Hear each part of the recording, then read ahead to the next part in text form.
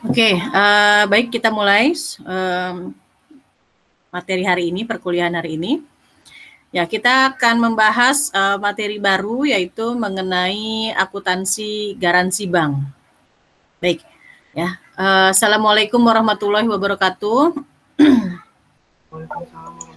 Waalaikumsalam warahmatullahi wabarakatuh. Waalaikumsalam wabarakatuh. Ya, sudah ada 22 mahasiswa yang join, ya. Sudah jam 9.20 ya. Ibu langsung akan share screen untuk menjelaskan mengenai akuntansi bank garansi karena ini salah satu materi yang ada nanti dalam ujian akhir. Oke.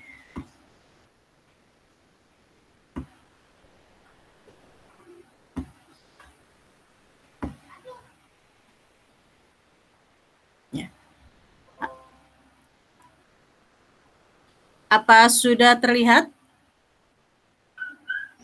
Sudah, Bu. Sudah, Bu. Sudah, Bu. Baik. Ya, kita mulai presentasi atau Ibu menjelaskan mengenai akuntansi bank garansi. Ada yang pernah dengar mengenai bank garansi? Apa itu bank garansi? Ada yang pernah mendengar? Tidak ada? Atau kita kenal biasa juga dengan SSG? Ada yang pernah kenal SSG? Belum, Bu. Tidak. Belum, Bu. Belum. Atau ada yang sudah belajar ekspor impor belum? Belum, Bu. Belum. Nanti di semester 4 ya. Nah, oke. Bank garansi itu bahasa sederhananya adalah jaminan dari bank. Ya. Jadi jaminan dari bank atau bank memberikan jaminan. Nah, jadi pengertian secara lengkapnya apa itu bank garansi? Ya. Bank garansi adalah pernyataan tertulis yang dikeluarkan oleh bank atas permintaan nasabahnya. Dalam hal ini disebut dengan terjamin nasabahnya itu. Jadi kalau tidak ada permintaan dari nasabahnya untuk bank mengeluarkan garansi atau jaminan, ya tidak perlu dikeluarkan. Nah, untuk apa nasabah itu meminta bank garansi? Nah, itu biasanya untuk menanggung suatu resiko tertentu. Biasanya dari penggantian kerugian akibat dari suatu pekerjaan. Nah, ini timbul, ya, resiko ini timbul atau garansi ini timbul jika pihak terjamin atau pihak nasabah ini, ya, ini tidak mampu memenuhi kewajibannya atau adanya wan prestasi atau melanggar kontrak kerja. Jadi kalau si nasabah ini ya tidak dapat memenuhi kewajibannya wan prestasi, nah bank garansi ini bisa dipakai. Jadi ini untuk menjamin nih, untuk menjamin. Menjamin kepada siapa? Kepada si pemberi kerja atau penerima jaminan. Atau disebutnya bisa beneficiary. Ya. Jadi ada 3 pihak yang terlibat dalam issue bank garansi atau penerbitan bank garansi. Ada bank, ada si peminta bank garansi, bisa dalam hal ini nasabah atau terjamin, dan pihak penerima jaminan, ya, atau beneficiary. Nah, itu yang disebut dengan bank garansi. Jadi pernyataan tertulis yang dikeluarkan oleh bank atas permintaan nasabahnya atau biasa disebut dengan terjamin untuk menanggung suatu resiko tertentu atau penggantian kerugian akibat dari si terjamin tidak mampu memenuhi kewajibannya kepada pihak penerima jaminan. Ya, itu yang disebut dengan bank garansi. Nah, jadi kalau dari definisi tadi kita bisa simpulkan 3 pihak yang terlibat dalam bank garansi. Pertama bank, yaitu dia sebagai pemberi jaminan atau disebut penjamin. Karena bank di sini yang menjamin ya, si pemberi jaminan. kedua adalah nasabah. Nasabah sebagai pihak yang dijamin atau tadi disebut dengan terjamin. Nasabah ini yang meminta dikeluarkannya bank garansi oleh bank. Nah, dia yang pihak yang terjaminnya. Yang ketiga, perusahaan atau pihak ketiga atau si pemberi kerja. Ya, dalam hal ini yang menerima jaminan. Jadi ada tiga pihak yang terlibat di dalam penerbitan bank garansi. Oke, kita lanjut.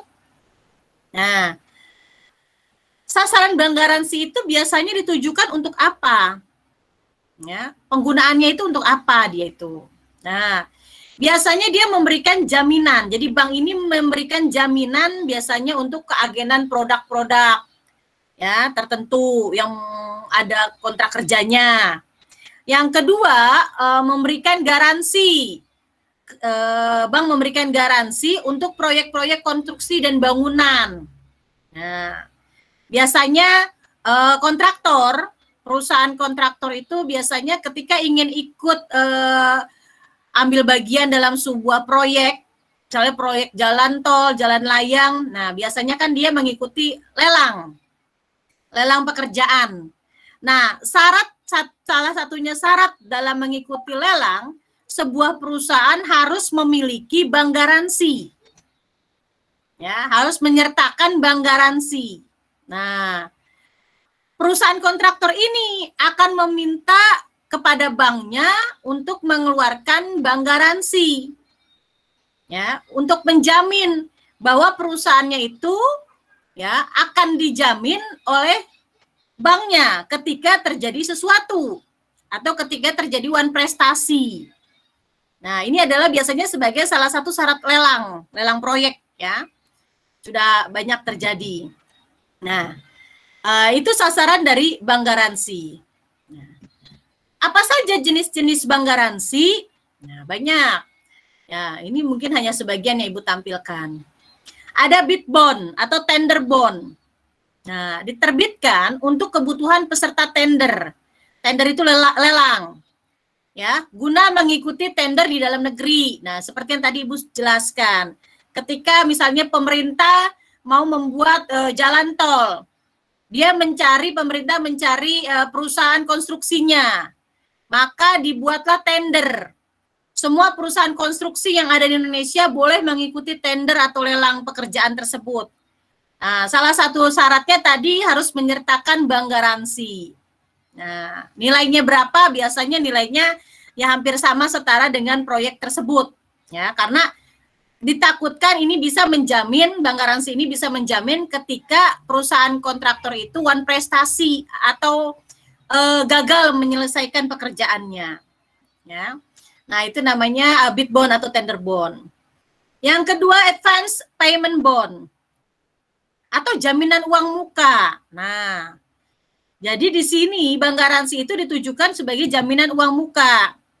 Diterbitkan untuk kebutuhan penerimaan pekerjaan. Nah, di sini kasusnya bukan untuk tender lagi, tapi kita sudah menerima pekerjaan, proyek kontraktornya itu sudah menerima pekerjaan. Nah, guna menjamin pelaksanaan pekerjaan setelah diterimanya pembayaran uang muka. Jadi perusahaan kontraktor sudah deal mengerjakan suatu proyek dan dia dibayar uang muka, sudah dibayar uang muka pekerjaan. Nah, tapi dengan syarat si perusahaan kontraktor tersebut harus menyertakan atau memberikan bank garansi. Karena uang muka udah diterima oleh perusahaan kontraktor. Nanti tiba-tiba dia kabur, pekerjaannya tidak diselesaikan, nah ada bank garansi ini yang bisa menjaminnya, ya. Ketiga, performance bond. Diterbitkan untuk kebutuhan penerima pekerjaan guna menjamin selesainya proyek yang diterima. Nah, kalau tadi advance itu uang muka, kalau ini untuk menjamin selesainya proyek. Ya, jadi bank garansi ini ditujukan bahwa si perusahaan kontraktor itu bersedia menyelesaikan proyek sampai dengan selesai. Kalau tidak selesai, ya, ada bank garansi ini yang akan menjaminnya. Ya. Hanya namanya saja yang berbeda, istilahnya dan tujuannya, tapi ya fungsinya sama. Retention bond diterbitkan untuk kebutuhan pemohon guna menjamin pemeliharaan proyek yang telah diselesaikan. Nah, ini untuk pemeliharaan. Ya, pemeliharaan proyek. Jadi proyeknya sudah diselesaikan. Nah, ini proyeknya menjamin pemeliharaannya, bisa memakai bank garansi. Itu jenis-jenis bank garansi ya. Sampai sini ada pertanyaan? Ibu. Yes, siapa ini? Dia, Bu. Iya, dia. Ya, aku mau nanya yang tadi Ibu jelasin yang advance payment bond sama performance bond ya, Bu. Ya, itu aku masih belum nemu bedanya apa gitu, Bu. Soalnya kan advance payment bond itu bukannya juga ada kewajiban buat nyelesain ya, Bu. Kan dia dibayar dibuka. Terus otomatis ada kewajiban juga kan, Bu, buat nyelesain pekerjaannya. Terus kalau performance bond itu gimana, Bu? Oke. Kalau advance bond ini, ya sama-sama harus diselesaikan proyek tersebut. Tapi advance bond, payment bond ini, bank garansinya itu ditujukan ketika perusahaan kontraktor itu menerima uang muka. Jadi kan bisa saja sebuah perusahaan, sebuah pekerjaan itu ada uang mukanya atau tidak gitu. Ya.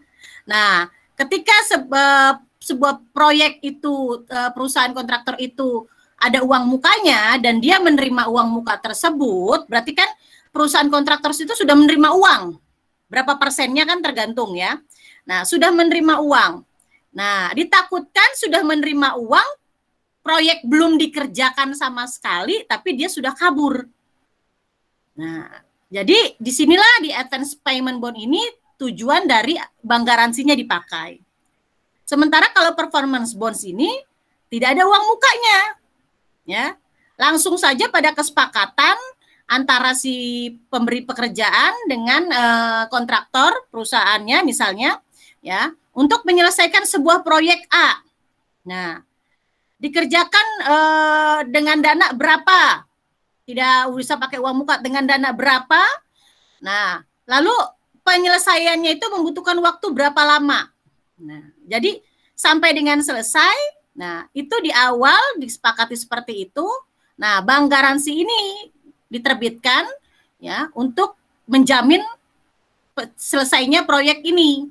Tidak ada uang muka di sini. Kalau ini yang dijamin adalah penerimaannya setelah diterimanya pembayaran uang muka. Jadi intinya ada uang muka karena di sini ada payment. Payment itu artinya uang muka ya. Nah, cirinya itu bedanya. Kalau di advance payment bond, cirinya si penerima pekerjaan atau si perusahaan kontraktor itu menerima pembayaran uang muka dari pemilik proyek. Nah, jadi bank garansinya diperlukan karena dia sudah menerima uang di awal. Tapi kalau performance bond, namanya performance. Berarti kalau performance itu dari awal sampai selesai. Walaupun tidak ada uang muka di sini. Nah, itu tetap bank garansi dibutuhkan untuk menjamin selesainya proyek, pekerjaan proyek dari awal sampai selesai. Itu bedanya. Ya. Oh, berarti kalau gitu lebih terjamin yang advance payment bond dong, Bu? Apa gimana? Iya. Kalau nah itu tergantung kesepakatan antara si pemberi proyek dengan si penerima proyek. Kalau kesepakatannya misalnya pemilik kontraktornya kasih saya uang muka gitunya, kami meminta uang muka sekian persen. Kalau sudah deal-dealannya oke, ya bisa diberikan uang muka oleh si pemberi proyek, ya silahkan.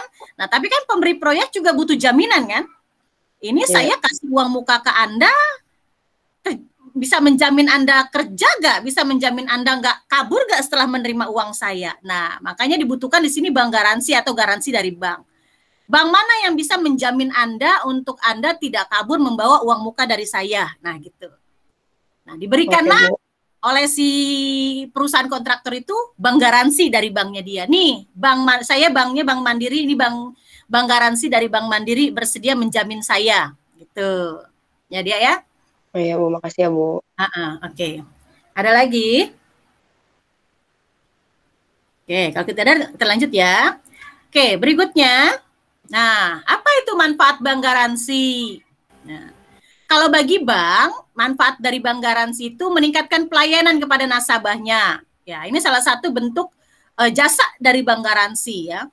Bank yang memiliki mengeluarkan layanan bank garansi tentu memiliki nilai plus, salah satu bentuk pelayanan lebih bagi nasabah.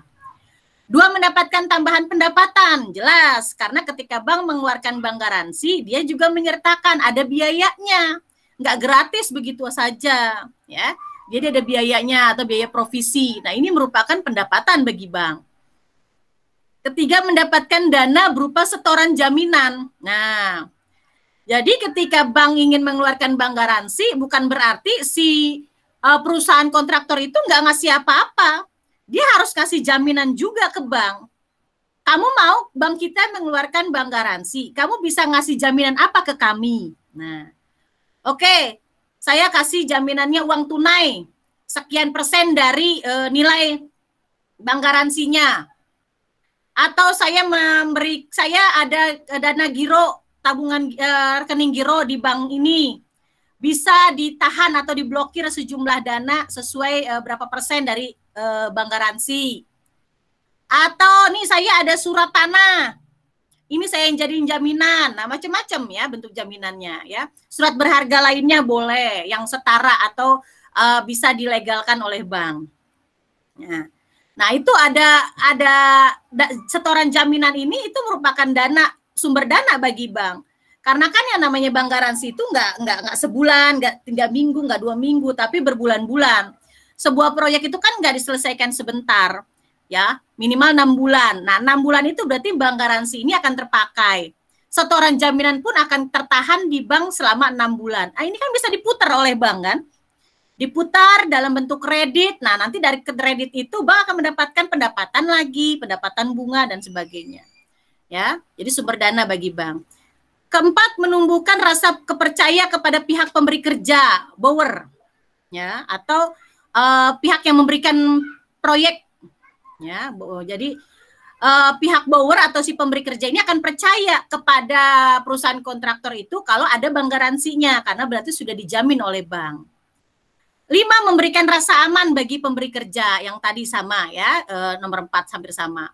Ke-6, sebagai media promosi. Nah, kalau dengan bank garansi ini, oh berarti bank ini bisa memberikan jaminan nih. Nah, bisa ini dari satu perusahaan kontraktor bisa memberikan secara tidak langsung memberikan promosi kepada perusahaan kontraktor lainnya. Nanti akan memperbanyak nasabah bank tersebut secara tidak langsung.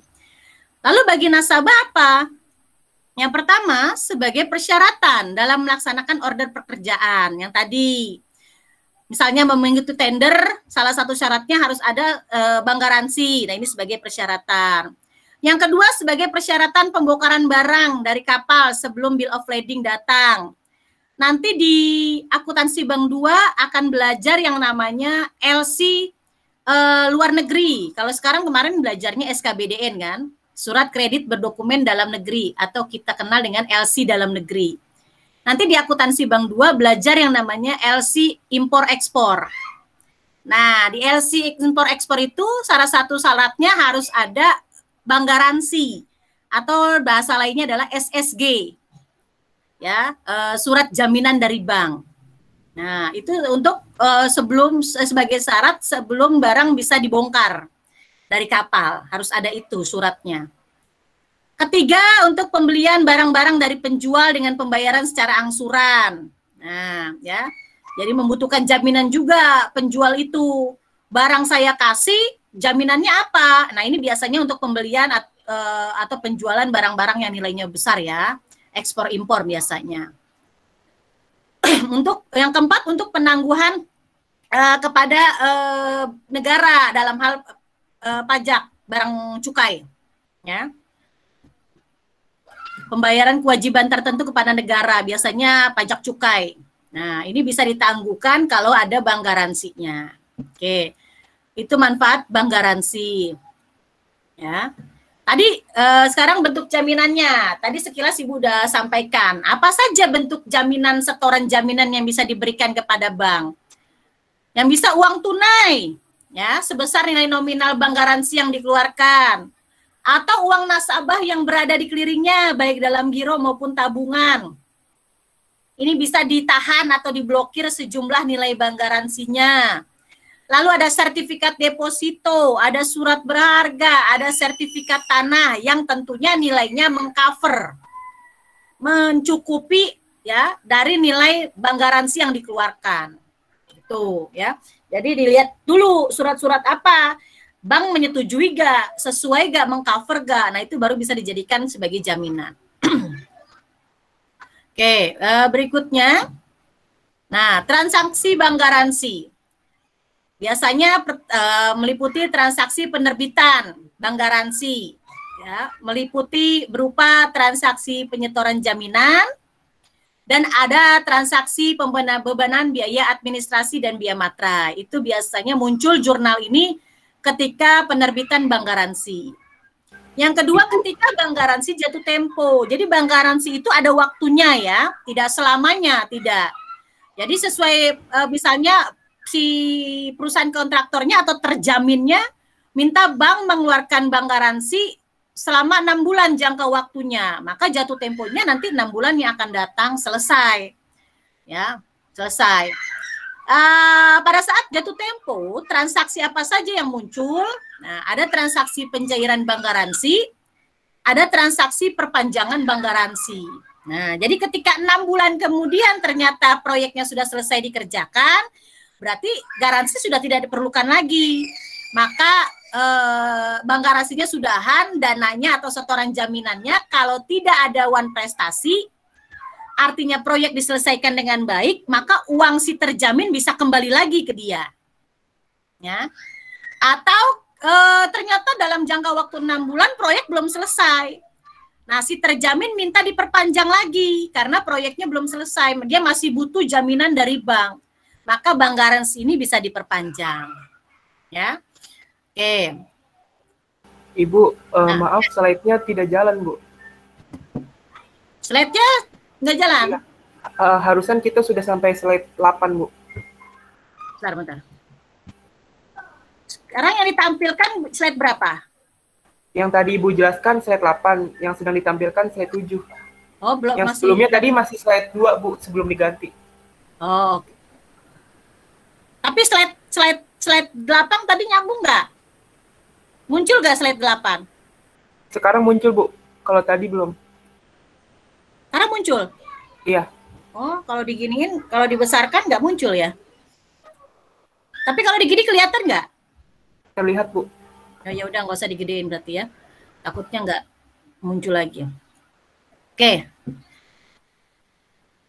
Ini terlihat? Terlihat, Bu. Oke. Sekarang kita masuk ke akuntansi bank garansi atau penjurnalannya. Nah, ada case-nya misalnya tanggal 1 Maret 2006, Bank Mega Surabaya menerbitkan bank garansi atas permintaan PT Fajar Utama Surabaya yang ditujukan kepada PT Bahana Sentosa. Kita analisis dulu sekarang. Yang menjadi pihak terjaminnya siapa?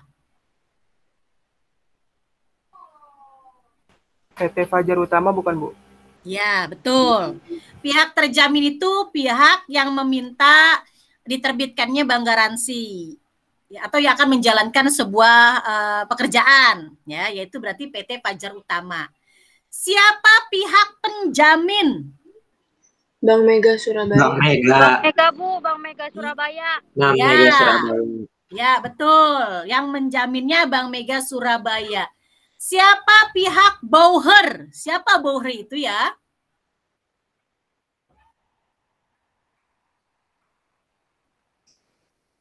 Tadi bauher siapa ya, bauher? Bauher itu apa ya? Menerima jaminan bukan, Bu? Ya, pihak yang menerima atau siapa? Bauher itu nama lainnya apa? Pihak pemberi kerja, Bu. Iya, pihak pemberi kerja. Siapa di sini pihak pemberi kerja atau yang menerima jaminan siapa? PT Bahana Sentosa. Bahana Sentosa, Bu. PT Bahana Sentosa Jakarta. Nah, itu harus dipisahkan ya, dianalisis dulu. Nah, berarti dalam kasus ini kita bertugas sebagai Bank Mega Surabaya. selaku pihak penjamin yang mengeluarkan bank garansi. Maka kita akan membuat jurnalnya di Bank Mega Surabaya. Ya, 1 Maret Bank Mega Surabaya menerbitkan bank garansi. Nilainya 500 juta. Dengan setoran jaminan diterima 80% dalam bentuk cek Bank BCA Surabaya 300 juta, cek Bank Mega yang ditarik oleh PT Fajar Utama 50 juta, dan sisanya tunai. Komisi penerbitan bank garansi 3 juta yang dibayar tunai. Bank garansi ini berlaku 6 bulan sejak tanggal penerbitan. Nah, jadi kita akan buat dulu jurnal pertama ketika menerbitkan bank garansi. Ya, jurnal di Bank Mega Surabaya ya. Nah, jurnalnya pencatatan ketika penerbitan bank garansi di Bank Mega Surabaya. Tadi si PT Fajar memberikan setoran jaminannya itu dalam berbagai bentuk. Yang pertama ada cek Bank BCA. Bank kita Bank Mega. Yang dia berikan adalah cek Bank BCA. Beda bank atau sama bank? Beda bank. Jadi harus apa? Masih dalam satu wilayah yang sama-sama di Surabaya. Clearing, Bu. Ya, harus di-clearingkan. Kita selesaikan dulu proses clearingnya ya. Yang pertama itu dilakukan. Nah, asumsinya clearing berhasil ya. Asumsinya clearing dilakukan berhasil. Maka masuk ke giro BI-nya Bank Mega Surabaya bertambah 300 juta. Lalu cara kedua, si PT Fajar ini menggunakan ceknya dia sendiri yang di Bank Mega. Ya, sebesar 50 juta. Berarti gironya PT Fajar Utama berkurang 50 juta. Ya. Nah, sisanya tunai. Nilai bank garansinya berapa totalnya? 500 juta, Bu. 500 juta. Sementara PT Fajar baru memberikan setoran jaminan berapa persen? 80%. 80% dari 500 juta berapa? 400 juta. 400 juta. Yang pakai cek Bank BCA 300 juta. Yang potong dari gironya 50 juta baru 3,5. Berarti yang sisa tunainya berapa? 53. 50 juta. Tapi Iya. dikenakan juga dengan biaya komisi. Komisi. Ya, komisinya 3 juta. Ya, berarti yang dibayar tunai oleh PT Fajar sebesar 53 juta. Nah, ya ini jurnalnya. Kas 53, giro BI 300, giro PT Fajar 50 juta, setoran jaminan bank garansi 400 juta, pendapatan komisi diterima di muka. Kenapa diterima di muka?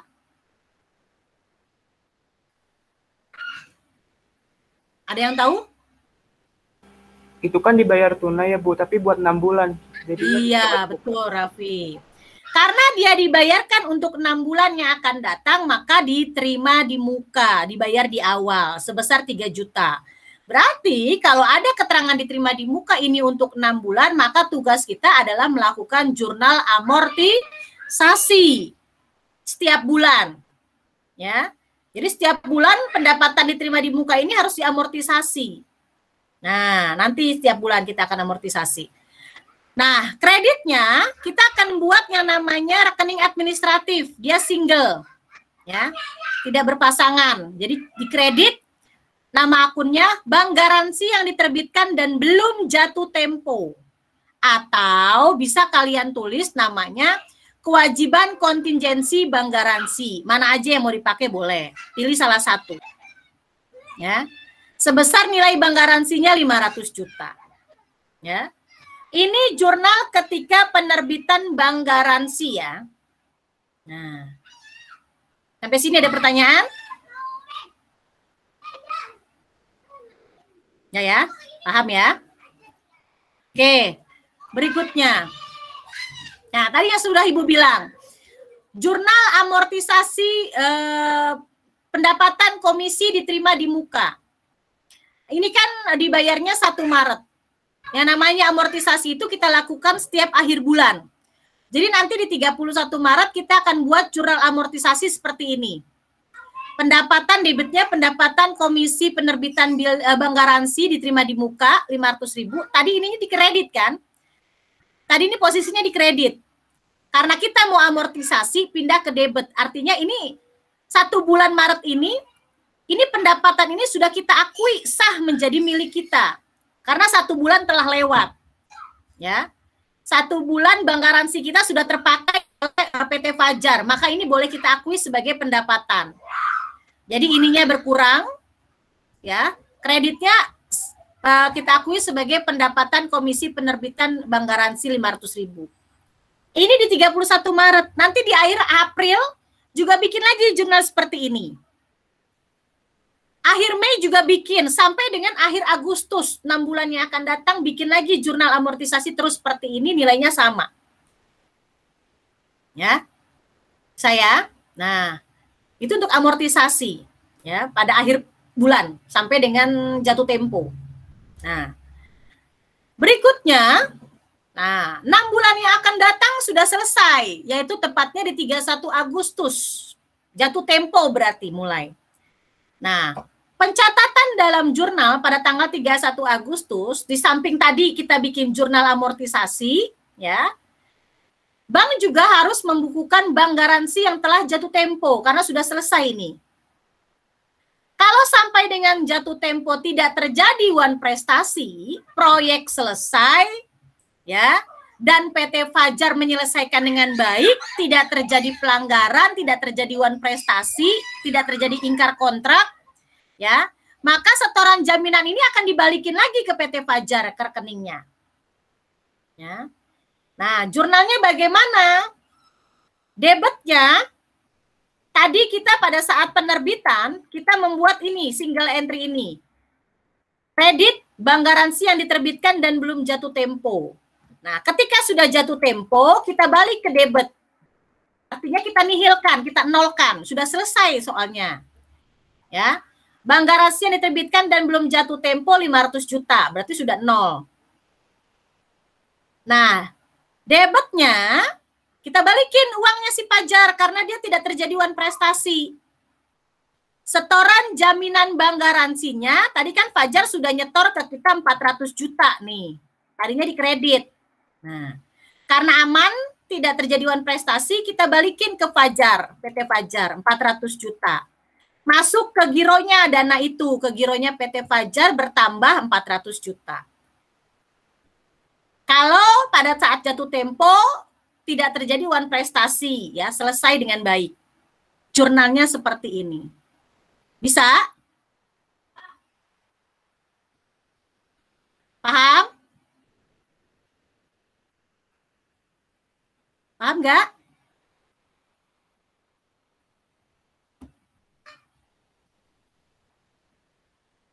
Paham nggak? Paham, Bu. Halo? Paham, Halo? Bu. Iya. Paham, jawab ya. Nah, kalau sudah paham, nah, lanjut. Ada kalanya pada saat jatuh tempo, nah, kalau tadi jurnal ini, pada saat jatuh tempo, PT Fajar langsung menghubungi bank. Bank garansi saya sudah selesai, sudah jatuh tempo, saya mau mengakhiri. Nah, berarti langsung uangnya masuk ke giro PT Fajar. Tapi ada kalanya pada saat jatuh tempo, pihak terjaminnya belum menghubungi bank. Nah, padahal udah tanggal jatuh temponya.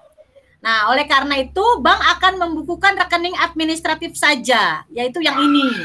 Ya, bank garansi yang diterbitkan dan belum jatuh tempo 500 juta, ya. Belum ada pembayaran ke gironya PT Fajar karena PT Fajarnya belum menghubungi ke bank. Ya, apakah sudah selesai atau mau diperpanjang, ya. Nah, karena belum ada, jadi kita buat jurnal administratif saja. Bank garansi diterbitkan dan belum jatuh tempo sudah dinihilkan, muncul akun administratif baru, namanya bank garansi yang diterbitkan dan sudah jatuh tempo, bedanya ini. Ya. Karena ini bank garansinya sudah jatuh tempo, tapi belum diselesaikan. Ya. Jadi nunggu si Fajar menghubungi atau datang ke bank. Nah, ketika Fajar sudah datang, ya. Nah, yang tadi yang sudah jatuh tempo ini kita nihilkan lagi, pindahkan ke akun lawannya, ke pos lawannya. Jadi 0. Nah, baru kita berikan setoran jaminannya ini kita balikan masuk ke giro PT Fajar 400 juta. Itu. Jadi hanya beda sedikit, hanya muncul akun baru satu. Kalau si nasabah atau pihak terjamin tidak langsung menghubungi bank pada saat jatuh tempo. Oke ya. Nah, bagaimana kalau terjadi one prestasi pada saat jatuh tempo udah 6 bulan ternyata one prestasi nggak selesai atau ada mangkir pekerjaan atau apapun lah one prestasi bentuknya, ya. Misalnya pada saat jatuh tempo, PT Fajar memenuhi kekurangan setoran jaminan sebesar 60 juta. Ya, dari beban gironya. Kan tadi baru setoran jaminannya baru 400 juta ya. Sementara nilai bank garansinya 500 juta. Berarti PT Fajar masih kurang setor jaminannya itu 100 juta lagi. Nah, pada saat jatuh tempo ini, karena terjadi one prestasi, nah jadi uangnya nggak bisa dibalikin ke PT Fajar karena dia udah melanggar kontrak kerja. Nah, kita harus ganti rugi ke PT Bahana Sentosa sebagai pemberi kerja. Nah, tapi PT Fajar harus membayar setoran jaminannya yang kurang. 60-nya dia ambil dari giro, 40-nya dari tunai. Nah, maka jurnalnya, tadi yang ini kita nihilkan dulu, bank garansi yang diterbitkan dan belum jatuh temponya, karena sudah jatuh tempo, sudah selesai. Nah, setoran jaminan bank garansi juga kita debetkan. Lalu potong dari gironya PT Fajar 60 juta untuk bayar kekurangan setoran jaminannya. Dari kasnya yang diserahkan PT Fajar 40 juta. Nah, kita berikan kepada asumsinya ya, karena tadi di kasus tidak disebutkan banknya PT Bahana itu bank apa. Asumsi saja bahwa bank PT-nya Bank Bahana itu adalah Bank Mega cabang Jakarta ya. Jadi antar bank, antar cabang, banknya sama. Nah, misalnya Bank Mega cabang Jakarta, maka uang bank garansi tadi untuk membayar ganti kerugian kepada PT Bahana kita setorkan kepada RAK cabang Jakarta atau kepada Bank Mega cabang Jakarta. Nanti oleh Bank Mega cabang Jakarta, kalau si PT Bahana itu asumsinya adalah nasabah dia, maka 500 juta ini akan dikreditkan ke gironya PT Bahana Jakarta. Tapi jurnal itu dibuat oleh nanti Bank Mega cabang Jakarta, bukan Bank Mega cabang Surabaya. Kalau di Bank Mega Surabaya cukup sampai di sini ketika membayar kepada cabang Jakarta saja. Nanti kalau kita suruh membuat jurnal yang dibuat oleh Bank Mega cabang Jakarta, bagaimana ketika terjadi pembayaran dari Bank Mega Surabaya? Ada yang bisa? Jurnal yang dibuat oleh Bank Mega cabang Jakarta ketika menerima pembayaran ini.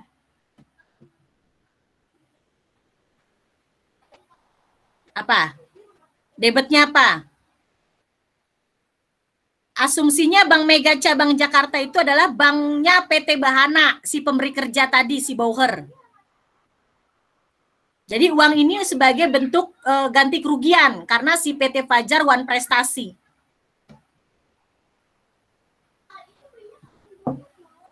Ada yang bisa? Debetnya apa?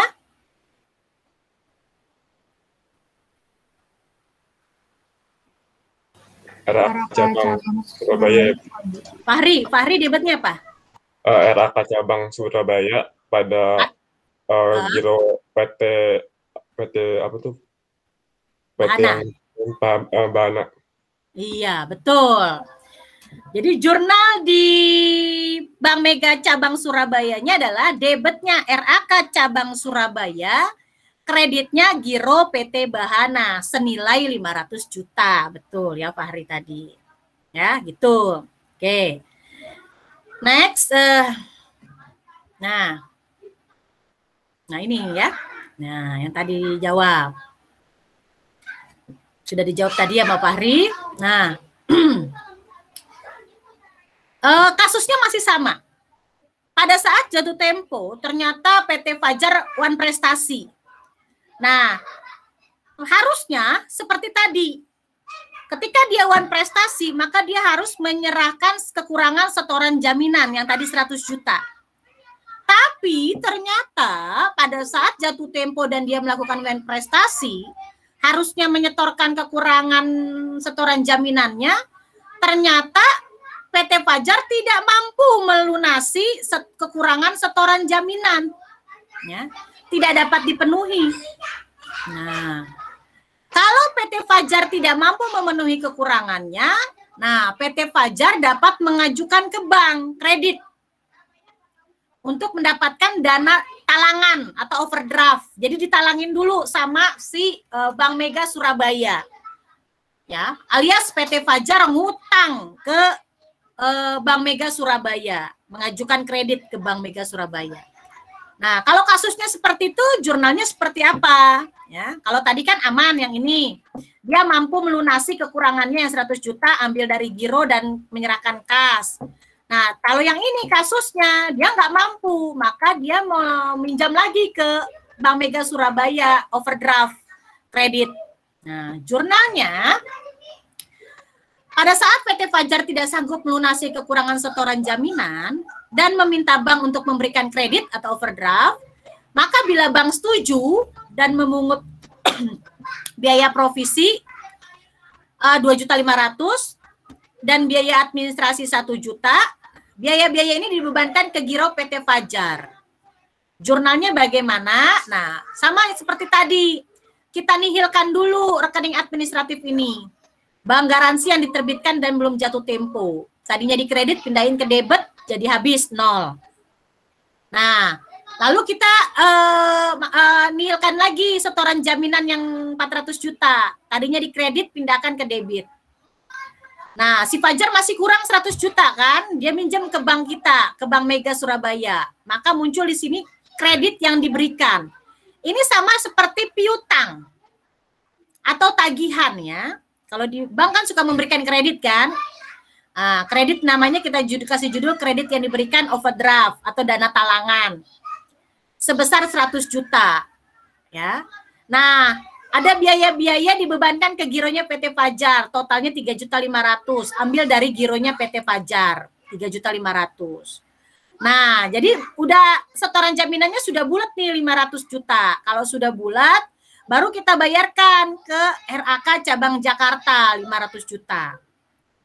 Bank kita memperoleh pendapatan komisi dan provisi yang ini 2.500.000 dan pendapatan administratif 1 juta.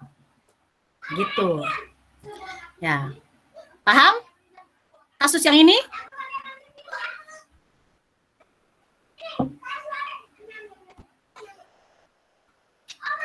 Paham? Oke? Oke. Kalau bisa mengikuti, lanjut. Nah, ini sama kayak tadi ya. Pencatatan di Bank Mega Jakartanya sama, masih sama. Karena dia nggak ada hubungannya, dia nggak mau tahu si PT Fajar mau bisa bayar kekurangannya atau nggak mau tahu. Pokoknya setor ganti ruginya full 500 juta senilai bank garansi. Gitu ya. Nah, kalau sudah paham ya, itu tadi penjelasan mengenai akuntansi bank garansi. Ya. Tujuannya untuk apa, manfaatnya untuk apa. Nah, sampai saat ini ada pertanyaan atau tidak? Nah, nanti bisa dikerjakan latihan ini ya, buat melatih, biar ingat penjurnalannya.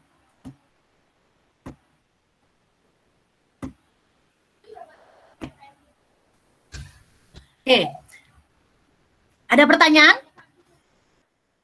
Ibu, saya mau Ibu. Siapa ya tadi? Hafid. Oh, Hafid, ya Hafid. Ya, Bu, Hafid, silakan. apakah bank garansi ini itu boleh dilakukan oleh semua bank atau hanya bank-bank tertentu saja? Kalau bank-bank tertentu saja itu